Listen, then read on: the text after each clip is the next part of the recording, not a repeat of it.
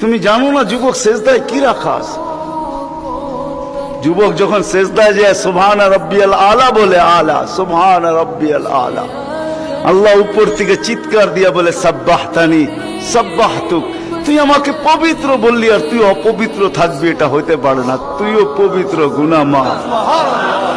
আলাইতানি ফাআলাইতুক, তুই আমাকে মহান বললি আর তুই মহানত্ব পাবি না, এটা হইতে পারে না, তুইও মহান। বলে আল্লাহ কেমন মহান?